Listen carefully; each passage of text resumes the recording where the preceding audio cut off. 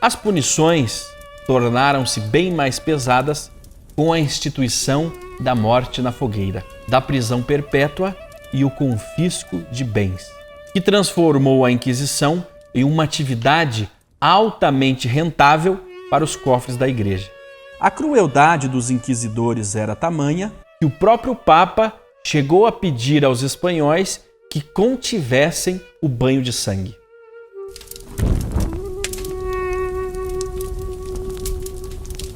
Na Espanha e em Portugal, a Inquisição abusava da crueldade para punir quem se desviasse da fé católica. Os inquisidores portugueses fizeram 40.000 vítimas, das quais 2.000 morreram queimadas na fogueira.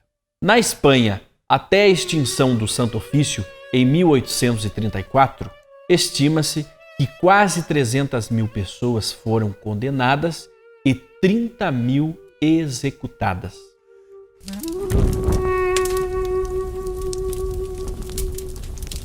Um grupo de monges do Santo Ofício chegava na aldeia e reunia toda a população dentro da igreja. No chamado período da graça, que durava quase um mês, convidavam os hereges a confessarem as suas heresias. Quem se confessasse, em geral, se livrava das penas mais severas.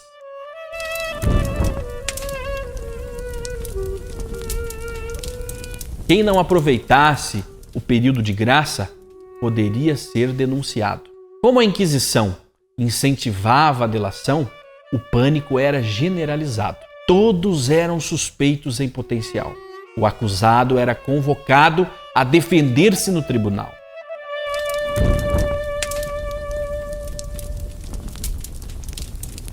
O suspeito era interrogado por 3 inquisidores.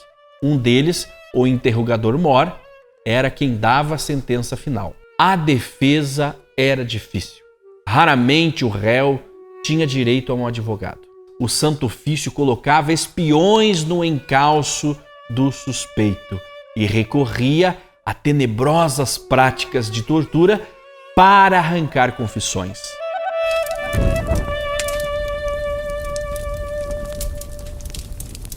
O inquisidor-mor variava a crueldade dos castigos conforme a heresia.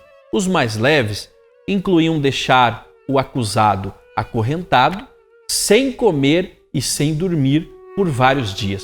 Mas os relatos históricos registram outros bem mais dolorosos, como aparelhos chamados potro e extensão. Para amedrontar os acusados, os carrascos faziam demonstrações de como funcionavam estes dispositivos. E para abafar os gritos no momento da tortura, era comum que colocassem colchões nas portas.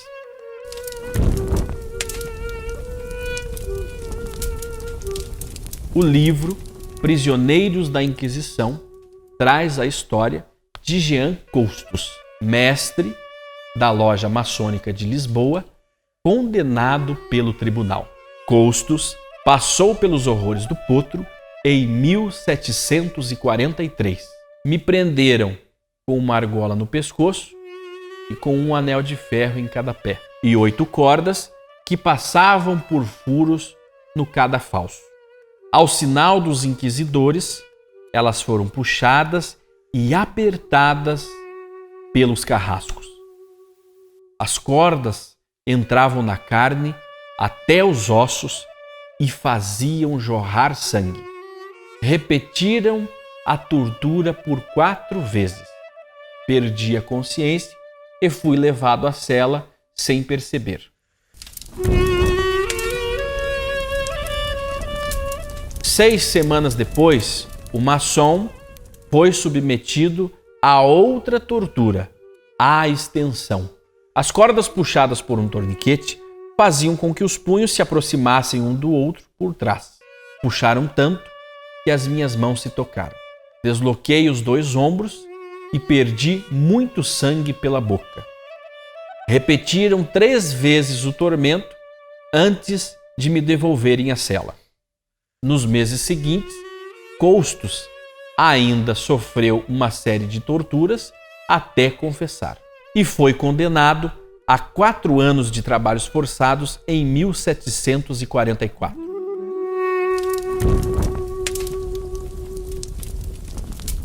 Assim era chamada a cerimônia pública em que se liam as sentenças do tribunal. Os autos de fé geralmente aconteciam na praça central da cidade e eram grandes acontecimentos. E quase sempre o rei estava presente.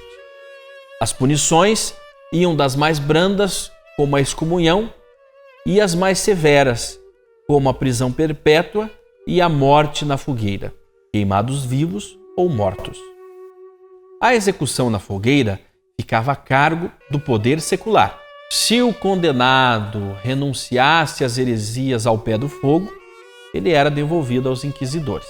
Se a sua conversão à fé católica fosse verdadeira, ele ainda podia trocar a morte pela prisão perpétua.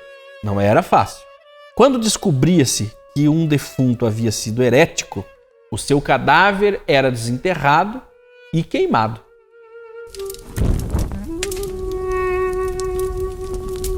Para serem vistos pelo público, os prisioneiros subiam para um palco e ali eram posicionados. Os que eram obrigados a vestir a marca da infâmia, como a cruz de Santo André, conforme você confere na imagem, muitas vezes eram agredidos pela multidão. Outros levavam velas e vergastas nas mãos para serem chicoteados pelo padre durante a missa.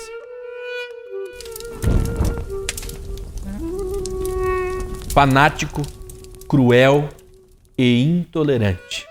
Não faltam adjetivos depreciativos para definir o frei dominicano Tomás de Torquemada, o mais cruel inquisidor de todos os tempos. Organizador do Santo Ofício Espanhol, ele era confessor dos reis Fernando e Isabel. Em 1483, esta influência rendeu-lhe a nomeação de Inquisidor Geral, responsável por seus 14 tribunais na Espanha e suas colônias. Logo de cara, autorizou torturas para obter confissões.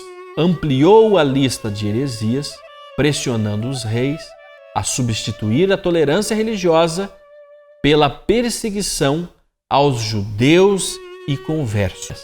Ao final da sua gestão, 170 mil judeus foram expulsos da Espanha e 2.000 pessoas viraram cinzas nas fogueiras. A história é longa. Existem ainda muitos detalhes, muitas coisas interessantes, importantes, que nós traremos aqui no quadro A Inquisição. Fique atento aos nossos vídeos, fique atento às nossas programações. Em breve traremos mais novidades para você. Inscreva-se nesse canal, ative as notificações e compartilhe esse vídeo com seus amigos nas suas redes sociais. Também convido você a ser um mantenedor deste projeto. Shalom, até a próxima!